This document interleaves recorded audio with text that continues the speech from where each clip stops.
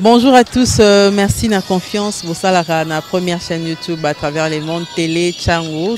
Dans un essai mingi, à Nabino, entretien et à l'élo, to yambi pour Nabino. Partin n'a pas perdu les élections, il a gagné les élections. Boye bisa bango bati kapeli seki. Congolais asi à la muki. La muka asala kaba réflexion ya bien pour mboka oyo. FCC na la muka ba ebani bien.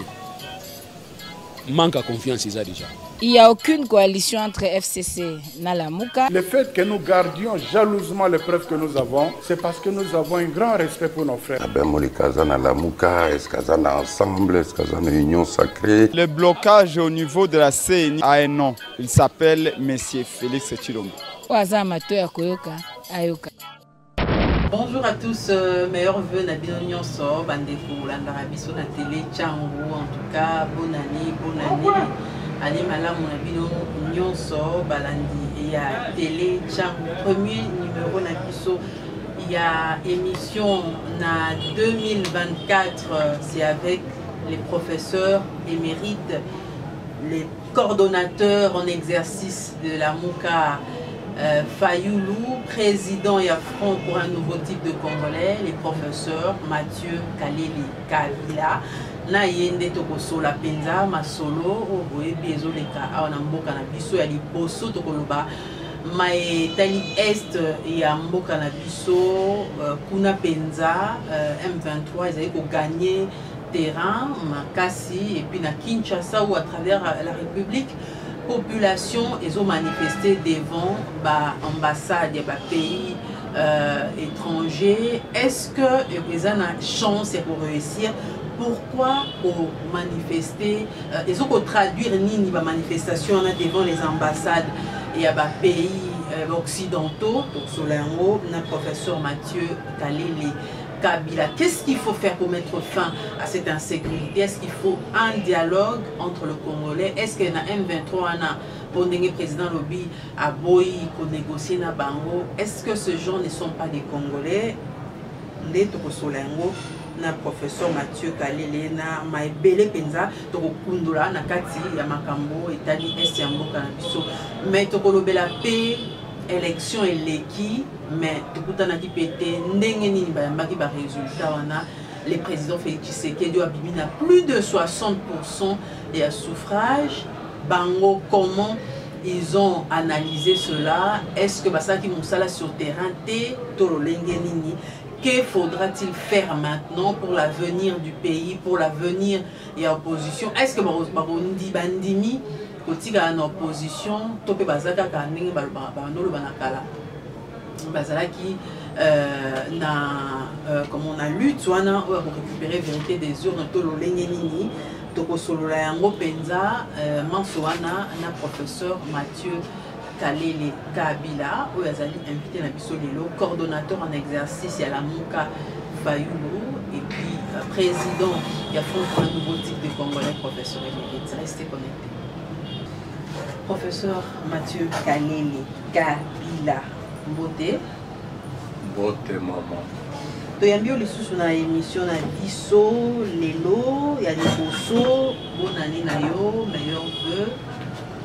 Bonne année pe na yo, bonne année na balandi nyonso ya émission na yo. Voilà. Alors, professeur Batebele ba komeli rapé balobi na luka yoto sola makambo ezoleka na mboka ya liboso situation ya est ya mboka na biso bolandi d'abord toyoki kutu awa na unikin baétudiant balingi bamanifeste justement bamarché mpona yango me badisperse bango tension ezalaki mo makasi mais sikoyo malamu bapopulation ezokende kotelema komanifeste liboso ya baambassade ya bapays ya occidentaux eloko wana ezotraduire nini en fait en voulant ndenge baokendaka bongo bamanifestaka na baambassade wana? Oui madame, biso tozali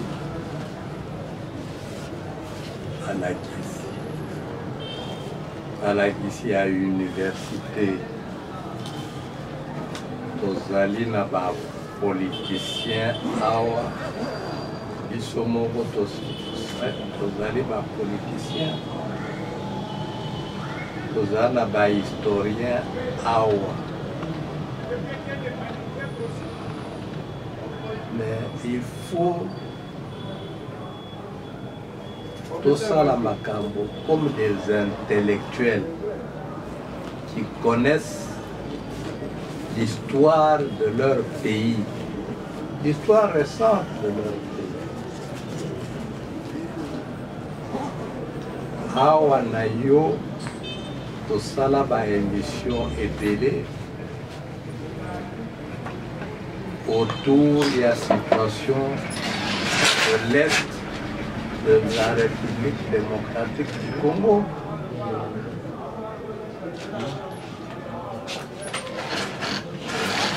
La situation de l'Est. Oui, M23.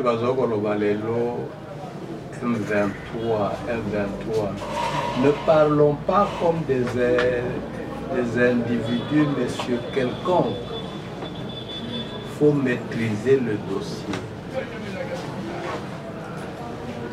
Avec vous, Toloba Makamboya, accord du 23 mars 2009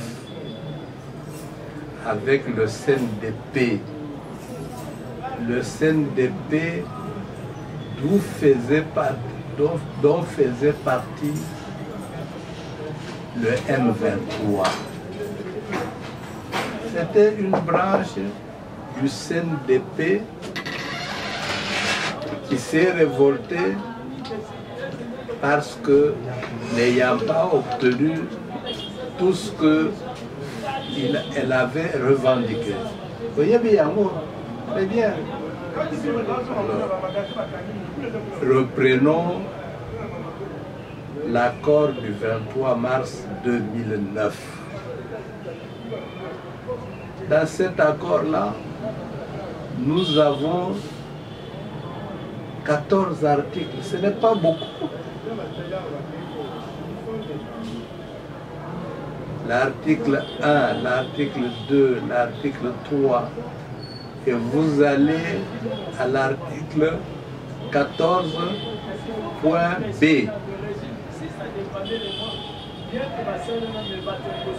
Il est dit quelque part là-bas. Si l'armée congolaise arrive à blesser et pire à tuer un soldat du CNDP, le Congo est dans l'obligation de dédommager et ce soldat-là, sa famille et le Rwanda. C'est mis noir sur blanc. Lorsque, après Bakozi Oyo, la succéda qui est la CNDP, est-ce que nous avions résilié ces accords? À ma connaissance, non. On ne les a pas résiliés, on les a entérinés. Et à un moment donné, j'ai rappelé aussi à plusieurs reprises ici qu'il y avait des témoins internationaux et africains, dont Obasanjo, dont Benjamin Kappa. Obasanjo, voyant le contenu des accords du 23 mars, avait posé la question aux délégués congolais. Est-ce que vous acceptez de signer cela? D'autres délégués a dit oui. Quelle était la réponse de Obasanjo? Votre pays aura des problèmes. Maintenant, vous avez des problèmes alors que vous étiez déjà prévenus. Vous faites semblant de ambassade, etc. Obasanjo représentait qui? Il était témoin de quoi? Il était témoin de l'ONU et de la SADC. Kappa était témoin de qui? Il était témoin de l'ONU et de l'Union africaine. Ce sont des choses connues que nous avons vécues dans ce pays. Et plus tard, j'ai parlé ici à plusieurs reprises, j'ai même publié l'accord de Rubavu et l'accord de Kigali,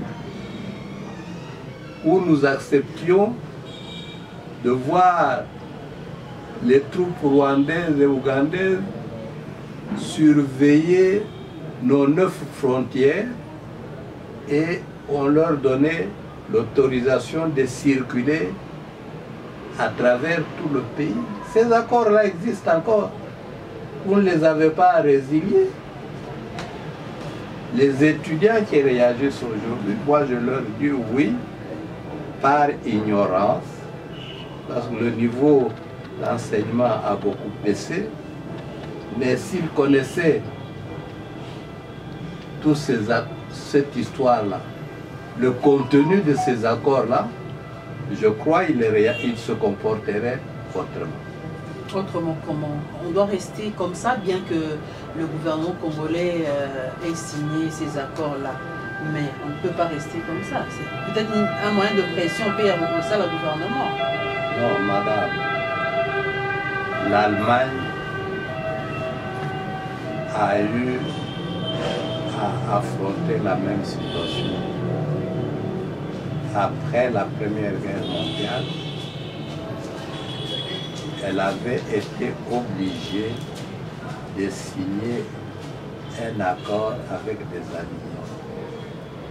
Quand Hitler prend le pouvoir, la première chose qu'il a faite, c'est rejeter l'accord de Versailles, qui le liait aux autres alliés, qui lui interdisait de s'armer.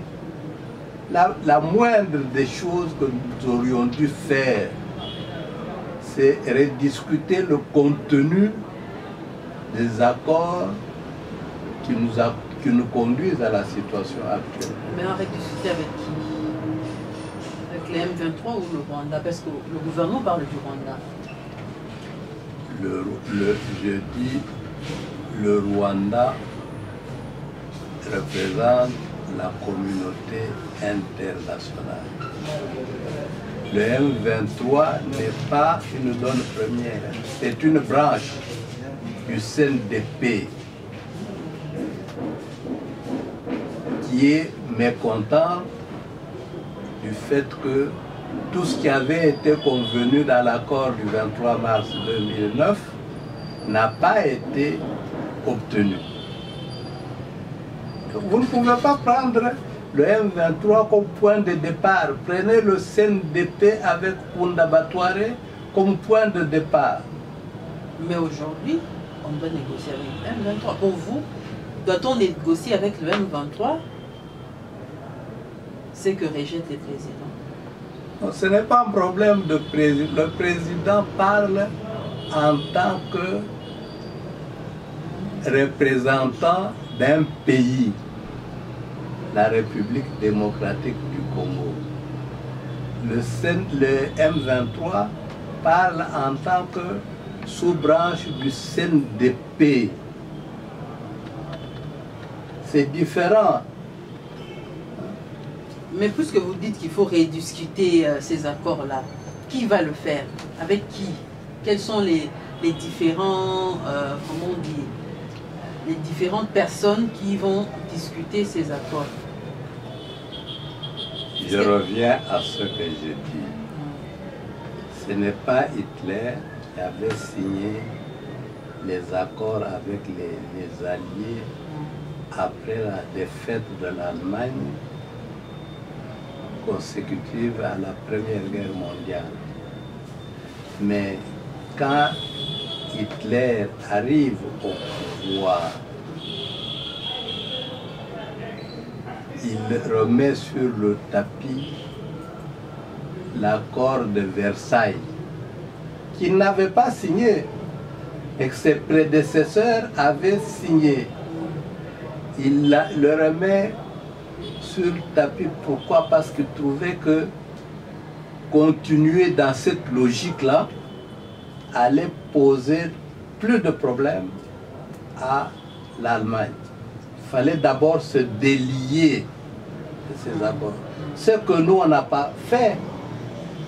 On ne s'est pas délié des accords du 23 mars. Au contraire, on a ajouté d'autres clauses.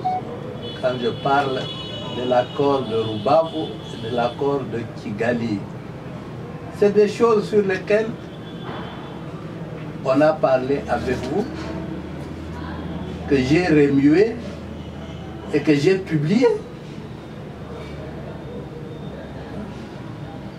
Mais ce pan de l'histoire-là, vous voulez l'effacer.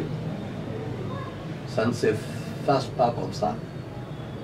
Et donc il n'y a aucune chance que ces manifestations au Salama devant l'ambassade et aboutir, et ça la moins béco pour que la guerre occidentale quand même Bakota appelle comme la des Bakota qui est Ukraine.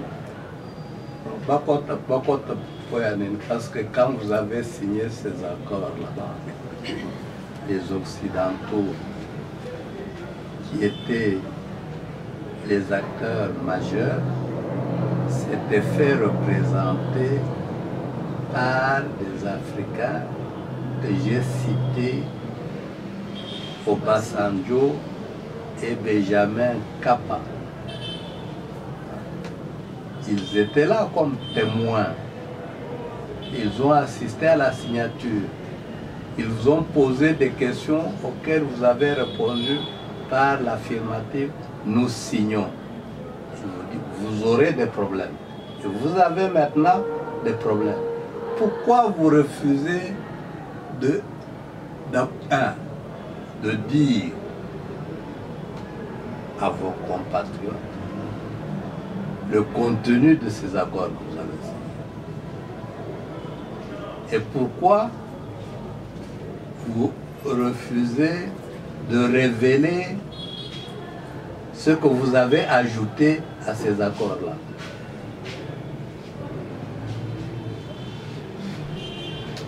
Donc pour vous, la solution pour l'Est de la République démocratique du Congo, les accords en Mabouka congolais.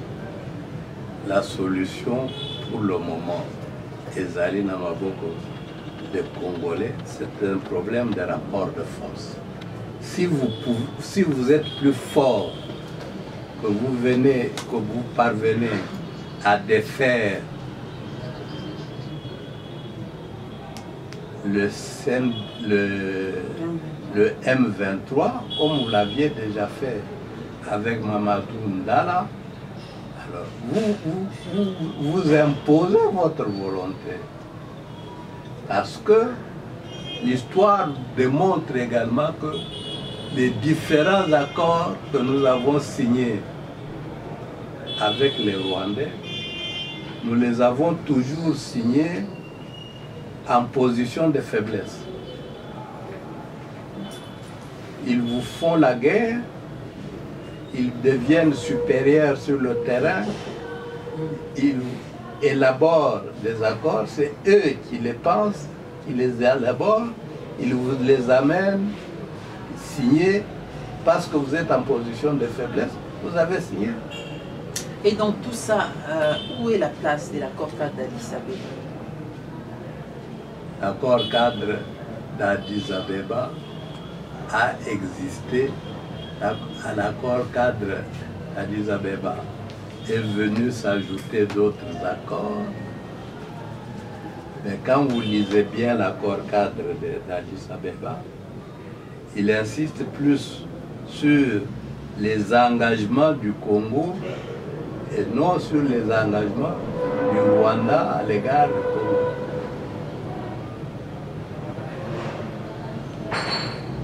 Congo. Donc pour cette guerre de l'Est, les Congolais qui manifestent là, on n'a pas de chance. Ils sont en train de détruire les voitures des Occidentaux, des Blancs qui sont ici à Kinshasa. Est-ce que il faut que moi il faut que relation entre Mboka na biso ambassadeur wana o bazali ko menacer?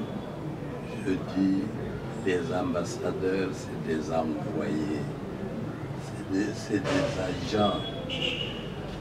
Ils représentent leur pays.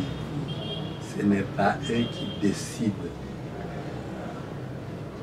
Ceux qui décident, c'est les multinationales. C'est-à-dire mais ils font aussi rapport. Oui, ils font rapport. Ils font rapport à ceux qui sont à la base de la situation, qui avaient des témoins et qui vous avaient posé des questions. Vous acceptez de signer, vous aurez des problèmes. Changez tout au moins le rapport de force militaire sur le terrain. Aujourd'hui, Bunagana n'est toujours pas récupéré. Vous voyez. Qu'est-ce qu'il faudra faire? Ça aussi, il faut être plus fort, maman. Nous sommes dans une situation de guerre. Les Romains disaient, et c'est resté classique, malheur aux vaincus. Malheur aux vaincus. Quand vous êtes vaincu, vous subissez la loi du vainqueur. Changez de rapport de force. Si l'Allemagne a fait ce qu'elle a fait avec Hitler, et Hitler n'était même pas l'acteur premier. Ceux qui ont décidé de faire la Deuxième Guerre mondiale, c'est des banquiers allemands. Nous avons été humiliés. Nous devons prendre notre revanche. Pour prendre la revanche, ils ont cherché des jeunes gens qu'ils ont formés et à la tête de qui ils ont mis Hitler. D'abord, ici, il y a un problème très sérieux auquel vous avez fait allusion. Est-ce que les élections telles qu'elles se sont passées dernièrement ont réuni ou semé la séparation parmi les Congolais? Est-ce qu'il y a une unité des Congolais? Si les élections ont divisé plus qu'elles n'ont uni, résolvez d'abord le problème de la cohésion interne. À ma connaissance, nous n'avons pas une cohésion interne. Et ça doit passer par le dialogue. Le dialogue, oui, mais le dialogue, vous allez dialoguer sur quoi? Ce n'est pas un problème de nous rentrons tout coutana à tel endroit pour discuter sur la formation d'un gouvernement d'union nationale tel qu'il est tel ministère, telle entreprise, etc. Est-ce que c'est ça le fond du problème? Et quels seraient alors les problèmes majeurs qu'il faudra discuter si jamais le président convoquait un dialogue? Puisque j'ai entendu les porte-parole de la MOUCA, vous êtes des coordonnateurs, qui a dit que la MOUCA est ouverte à tout dialogue. Mais aujourd'hui, je ne vois pas d'autre voie, madame. Le pays est occupé. Le pays est en train de nous échapper. La moindre des choses qu'on s'aime ou qu'on ne s'aime pas, c'est d'abord sauver le pays.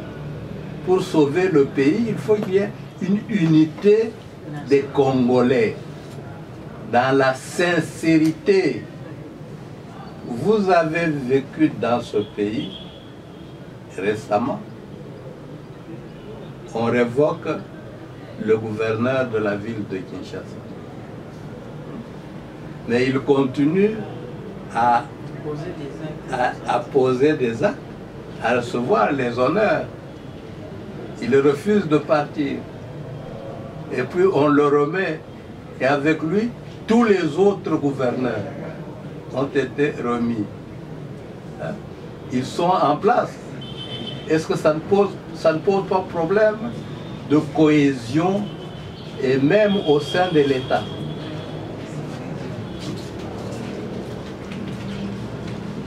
Donc n'agissons pas par sentiment. Gardons nos têtes froides, allons dans le fond des choses, mettons les sentiments de côté et résolvons notre problème. Qu'allons-nous parler au dialogue, concrètement? Celui qui convoque les dialogues et celui qui ne les convoque pas, c'est que le plus grand dossier qui menace ce pays, c'est le risque de disparition du pays. Vous rentrez, madame, déjà à la Constitution. Depuis l'accession du pays à l'indépendance, nous volons de crise en crise. Ça, c'est la énième crise. Problème de légitimité, mais la CENI a proclamé le président actuel. Ça vous a convaincu? C'est avec plus de 60%. Est-ce que ça vous a convaincu? La CENI a projeté les chiffres. Tous nous avons vu les chiffres. Oui, la CENI n'est pas le pape qui... Mais c'est l'organe qui organise les élections. Oui, mais le pape aussi se trompe. Malgré le fait qu'il se dit inspiré du Saint-Esprit. Il s'est trompé. Mais il est contesté, mais quand il dit les hommes peuvent se marier entre eux, les femmes entre eux, est-ce que les gens, nous sommes d'accord? Non. La Senco a refusé ça. Ici. Même toi, tu ne vas pas épouser ton mari? Ça ne se fait pas. Ça ne se fait pas. Mais est-ce qu'on va dire parce que le pape a dit tout ça? Le pape, c'est un homme. Et il sert des intérêts. S'il lui voit que Dieu lui a dit en privé, la nuit, l'homosexualité, c'est une bonne chose. Il n'y a personne qui va le suivre. On ne le suit pas. Il y a d'autres qui les suivent. Oui, c'est ça, c'est d'après la culture. Alors, les chiffres sont là. Comment vous avez interprété les résultats des élections? Madame, j'ai vu Coel qui a publié ses résultats, les résultats de son candidat. Oui, il a publié, il a dit quoi? La version la plus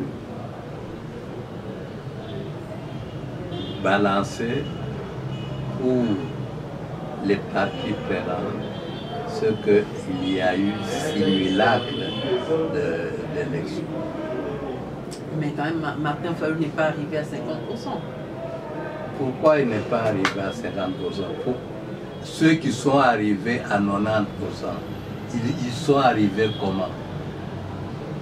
Parce que le peuple a choisi. Oui, parce qu'il y a eu, parce que le peuple a choisi, parce qu'également, vous savez très bien, ne nous cachons pas la vérité, les gens ont eu des machines à voter dans leur maison. Et ils ont voté dans leur maison. Ils ont été sanctionnés. Une partie peut-être, mais pas tout le monde. Quand vous voulez jouer au cache-cache, vous ne pouvez qu'être rattrapé par la vérité plus tard. Selon vous, est-ce que votre candidat, en toute objectivité, allait gagner ces élections? Aller gagner ou n'allait pas gagner n'est pas le problème. Le problème, c'est plutôt est-ce que les élections ont été transparentes? Elles n'ont Non. pas été transparentes. Elles n'ont pas été transparentes. Est-ce que les gens ont eu des machines à voter dans leur maison? Oui, parce que les gouverneurs là ont dit c'est tel et tel qui nous ont amené des machines. Et ces gens, les gens cités n'ont pas été interpellés. Pourquoi on veut nous sanctionner alors ceux qui nous ont donné les machines n'ont pas été sanctionnés? Les dossiers existent. On veut simplement l'enterrer. Mais vous aussi, vous n'êtes pas allé à la cour. À la cour, madame. Il n'y avait qu'un seul candidat, Écoutez, Théodore Ngoy. oui, qui a parlé au nom d'autres candidats. Depuis le début, il s'est posé le problème du choix du président de la CENI. Vous connaissez le dossier. Après le problème du choix du président de la CENI, qui était contesté par ses pairs, il y a eu le problème de la Cour constitutionnelle, qui a aussi été contesté.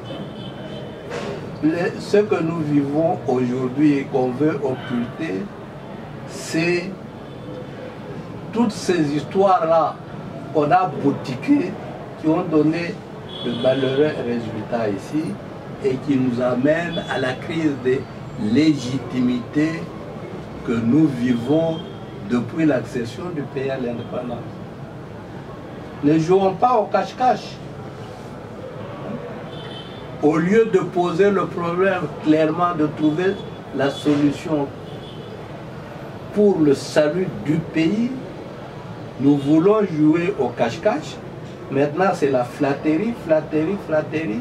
C'est même le tribalisme. Ce n'est pas ça qui va résoudre.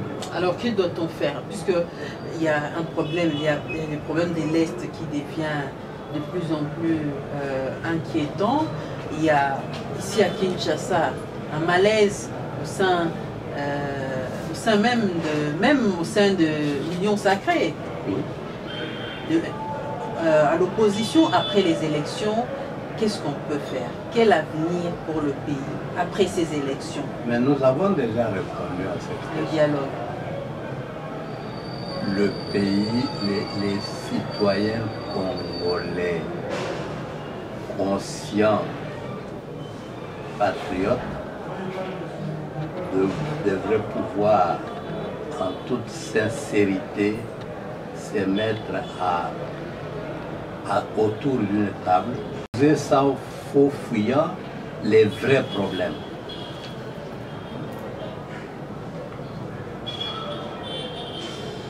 Si nous continuons à occulter ça, nous n'allons jamais nous en sortir. C'est un problème de sincérité, un problème de vérité. Puisque le préambule de la Constitution dit qu'il y a crise de légitimité. Et résolvons ce problème de crise de légitimité au lieu de répéter la crise de légitimité. Mais le gouvernement ne veut pas négocier, le gouvernement ne veut pas, apparemment ne veut pas dialoguer. Avec qui? Mais le problème, ce n'est pas le gouvernement ne veut pas ou le gouvernement veut. Il compte sur les FARDC pour résoudre le problème de l'Est. Oui, mais les FARDC se plaignent aussi d'être maltraités, mal payés, mal logés. Entre-temps, les institutions continuent à fonctionner normalement à Kinshasa. Ah bon, normalement, vous venez ce matin de me dire que vous avez trouvé une surchauffe à l'université. Madame, Je parle de l'Assemblée nationale. En 2004, ce pays a connu le même genre de problème. Bukavu est tombé. Il a été occupé par ce qu'il y a à l'époque là-bas. Bon, le nom ne peut pas venir. Le mouvement était parti d'ici, de l'université de Kinshasa. Et en 2 jours, c'est tout le pays qui s'était mis debout.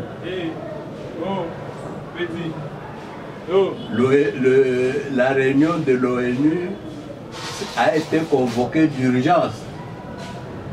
On a demandé à ce monsieur là-bas, dont j'oublie le nom, il va venir, d'évacuer Bukavu.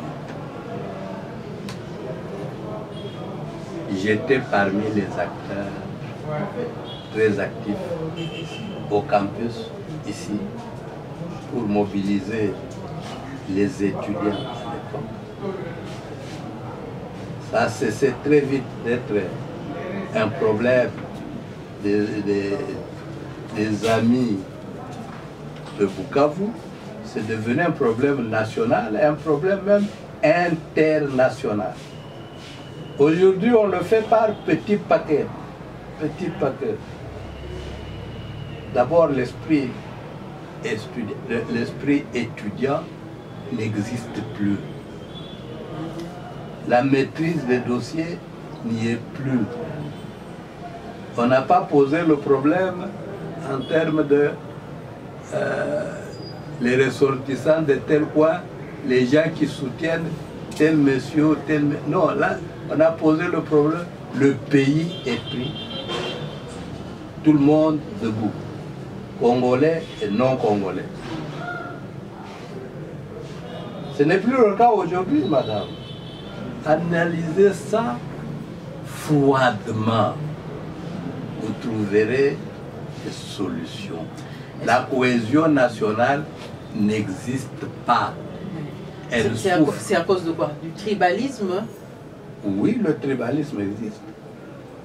C'est ce qui a fait que les pays soient divisés, ou les gens qui s'approprient une tribu qui dit que les pouvoirs sont entre leurs mains, ils s'attribuent les pouvoirs. Madame, tout ça, je dis, faisons une lecture avec une approche historique. Ce que nous sommes en train de faire, ça montre d'abord que nous ne sommes même plus à la hauteur d'être des intellectuels. On est trop sentimentaux aujourd'hui. Le pays n'appartient pas à une tribu ou à un clan. C'est le Congo tel que les Belges l'ont laissé. Et ce qu'on demande, c'est de consolider l'unité. Parce que le problème de la balkanisation s'est posé même à l'indépendance. Mais vous connaissez le discours de Lumumba. Lui parlait de la balkanisation, balkanisation. Donc le problème se pose déjà à ce niveau-là. Et qu'est-ce qu'il y a eu à cette époque? Il y a eu le Congo, il y a eu le Sud Katanga, il y a eu le Sud Kasaï. Pendant que les gens, les Baluba ou les Kasaïens étaient chassés du Katanga, les mêmes Baluba étaient chassés de l'Ourabour. Il y a eu non seulement la province du Sud Kasaï, il y a eu et la province du Sud Kasaï et le diocèse du Sud Kasaï. C'est l'histoire de ce pays. Vous ne voulez pas regarder en face. Et aujourd'hui, il faut le dire, le Congolais est plus divisé que jamais. Oui. Pas de cohésion.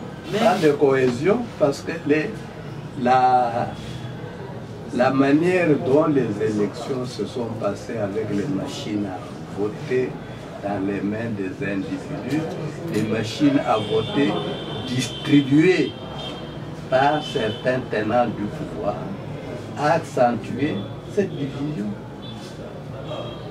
Pourquoi vous voulez ignorer les choses que nous avons vécues? On va terminer par ce sujet du porte-parole de l'opposition.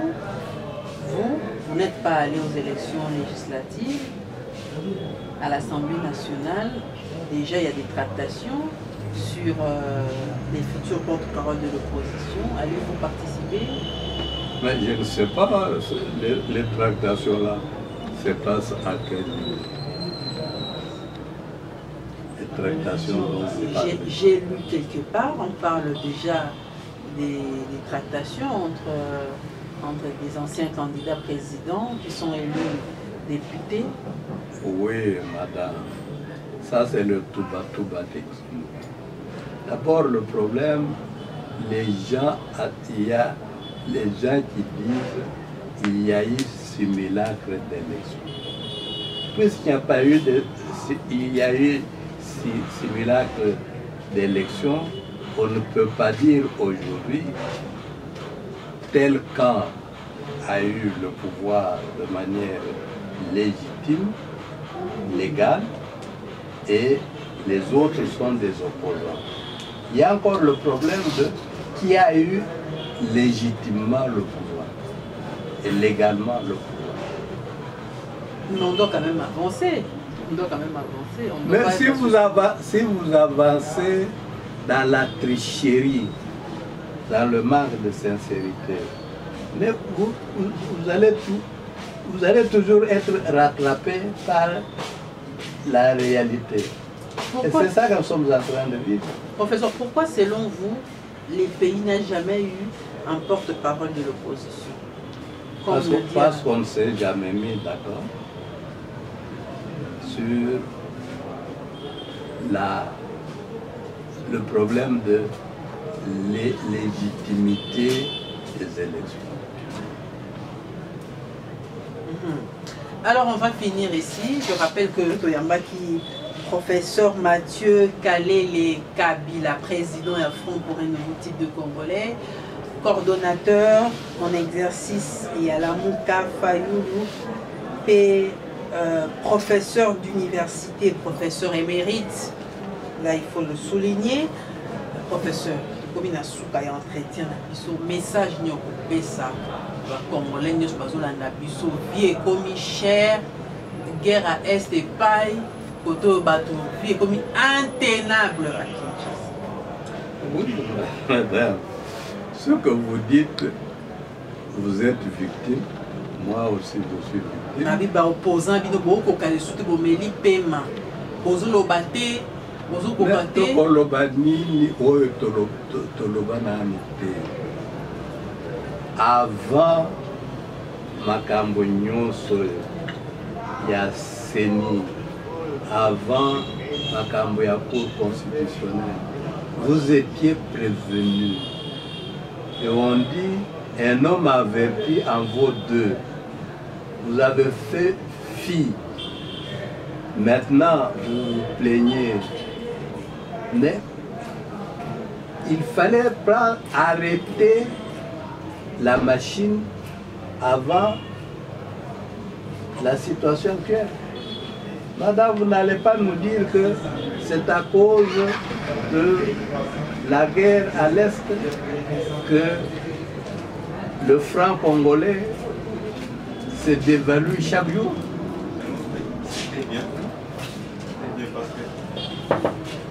Le gouvernement disait que c'était à cause de la guerre de l'Ukraine.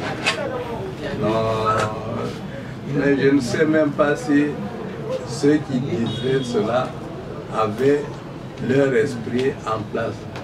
On nous a parlé de l'Ukraine, l'Ukraine. Pourquoi la guerre de l'Ukraine n'a eu de conséquences négatives qu'au Congo, ou plus au Congo qu'ailleurs? Qu'est-ce que nous avons à faire avec l'Ukraine? Bon, nous mangeons quand même certains produits qui viennent de l'Ukraine. Oui, alors? Alors? Non. Les matembele que vous mangez là, ça vient de l'Ukraine. Alors, un message aux Congolais, professeur.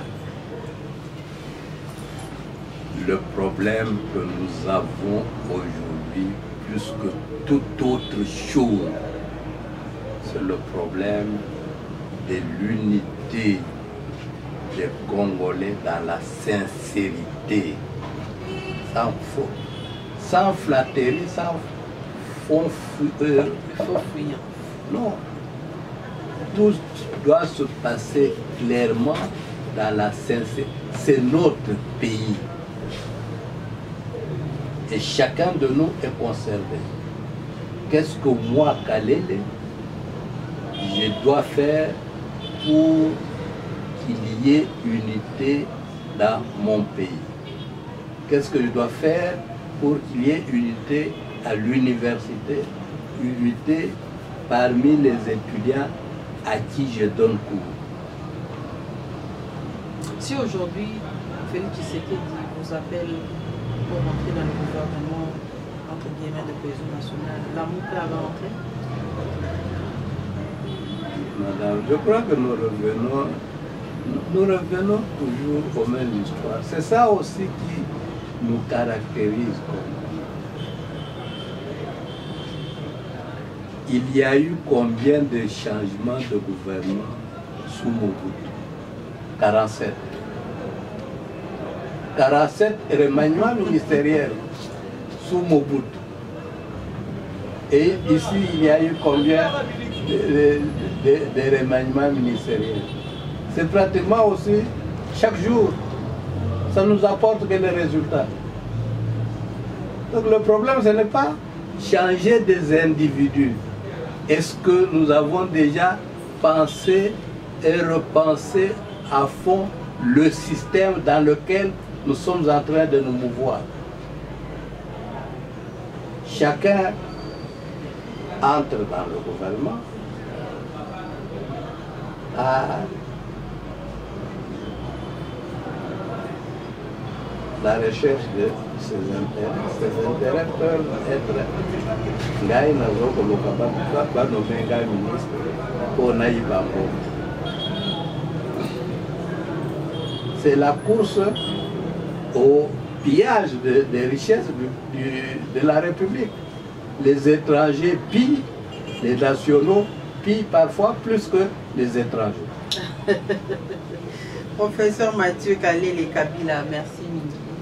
On dit Miko Yambabiso malgré la multiples occupations. Merci maman. Nazali Nazana Yabobaki Sali Sousou.